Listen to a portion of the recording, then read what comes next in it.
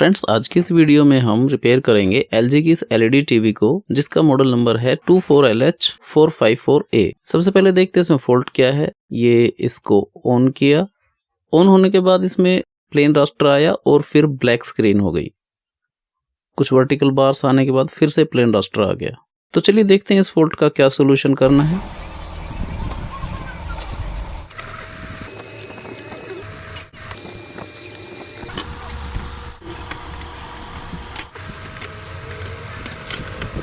Friends, ये fault कई बार video signal टीकॉन board तक नहीं पहुंचने के कारण भी देखा जाता है। इसलिए सबसे पहले हम यहाँ पर LVDS केबल को चेक करेंगे। देखिए ये बिल्कुल साफ है, कोई रस्ट या कार्बन नहीं है और ये LVDS सॉकेट भी बिल्कुल साफ है, रस्टिंग की कोई समस्या नहीं है। ऐसे ही LVDS केबल को टीकॉन साइड से भी चेक करेंगे, ये भी बिल्कुल क्लीन है। ओके फ्रेंड्स, तो अब हमें टीकॉन बोर्ड को चेक करना होगा।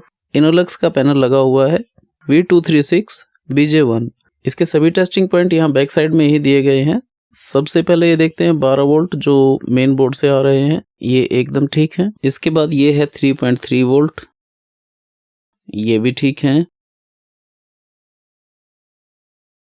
इसके बाद ये VDDR 3.3 वोल्ट, ये भी यहाँ परफेक्टली आ रहे हैं। इसके ऊपर ये है VGH का पॉइंट, ये है 29 वोल्ट, इसका मतलब ये भी ठीक है। अब VGL को यहाँ कोफ के पास चेक कर लेते हैं। ये यहाँ पर लिखा है VGL, तो यहाँ पर भी हमें मिल रहे हैं -7.9 वोल्ट, ये भी ठीक है। इसके बाद एक वोल्टेज यहाँ पर होती है VAA, ये यहाँ पर है 17 वोल्ट, ये भी ठीक है। फ्रेंड्स, वोल्टेज तो इस पैनल की सभी ठीक हैं। एक बार दूसरे कोफ पर भी देख लेते हैं। ये यहाँ पर VGH का पॉइंट है। सॉरी, मैं कैमरे को थोड़ा फोकस कर देता हूँ। ये है VGH 27 वोल्ट, ये जो पॉइंट थोड़ा स्क्रैच किया हुआ है ये है VGL 7.9, ये भी ठीक है। दोस्तों, इसके अलावा एक वोल्टेज और है जो हमें चेक करनी चाहिए, प्रोसेसर की कोर वोल्टेज। इसके लिए हमें टीकॉन बोर्ड को पलटना पड़ेगा। फ्रेंड्स, यहाँ पर बोर्ड की कंडीशन देखिए बहुत ही अच्छी है, ना कोई रस्टिंग है, ना इसमें कोई रिपेयर किया गया है और ना ही कहीं बर्निंग का कोई सिम्टम्स दिखाई दे रहे हैं। ओके, ये है प्रोसेसर और ये दो जो बड़े कैपेसिटर यहाँ पर लगे हुए हैं, इन पर इसकी दोनों मेन वोल्टेज आती हैं। एक ये कोर वोल्टेज 1.2 वोल्ट और ये है इसकी VCC वोल्टेज 3.3 वोल्ट, और ये दोनों ही यहाँ पर प्रेजेंट हैं, तो इसका मतलब प्रोसेसर भी हमारा काम कर रहा है। दोस्तों, इसके बाद हमें साइड कोफ को चेक करना चाहिए। इसके लिए हम इस मेटल फ्रेम को खोल लेते हैं। ओके दोस्तों, इस पैनल में कोफ नहीं है। COF मतलब चिप ऑन फिल्म, इसकी जगह यहाँ पर है COG यानी चिप ऑन ग्लास। ये देखिए यहाँ पर एक है और दूसरी ये है। इस दूसरी चिप के बाद यहाँ पर कुछ पॉइंट भी दिए गए हैं, तो देखते हैं क्या हमें यहाँ पे कुछ वोल्टेज मिलती है।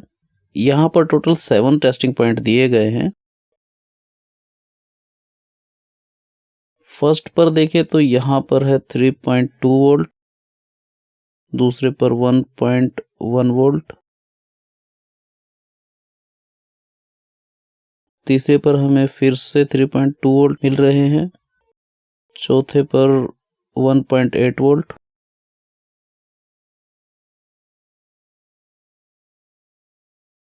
पांचवे पर कोई वोल्टेज नहीं है, छठे पर 27 वोल्ट, ये इसकी VGH वोल्टेज है। और लास्ट पॉइंट, इस पर थोड़ा ग्लू लगा हुआ है, नीचे से मैंने थोड़ा स्क्रैच कर लिया है, इस पर है, एक मिनट, ये थोड़ा ठीक से टच नहीं हो रहा है। हाँ, यहाँ पर है 3.2 वोल्ट। तो दोस्तों, जैसा कि आपने देखा, हमें यहाँ पर किसी भी पॉइंट पर VGL वोल्टेज देखने को नहीं मिली। VGS तो है लेकिन VGL नहीं है। अब फ्रेंड्स, इस चिप पर कोई नंबर नहीं है और ना ही इसकी कोई डाटा शीट इंटरनेट पर अवेलेबल है, तो फिर हमारे पास एक ही रास्ता है कि हम इन पॉइंट्स पर VGL वोल्टेज देकर देखते हैं। इसके लिए हम एक जंपर वायर टीकॉन PCB पर VGL वोल्टेज के टेस्ट पॉइंट पर जोड़ लेते हैं। अब इस वायर के दूसरे सिरे को मल्टीमीटर की प्रोब के साथ अटैच करके टेस्ट पॉइंट पर टच करके देखते हैं। ये 5 नंबर पर पिक्चर आ रही है और ये 4 नंबर पर टच करने से भी आ रही है। ये तो थोड़ा सा कंफ्यूजिंग है।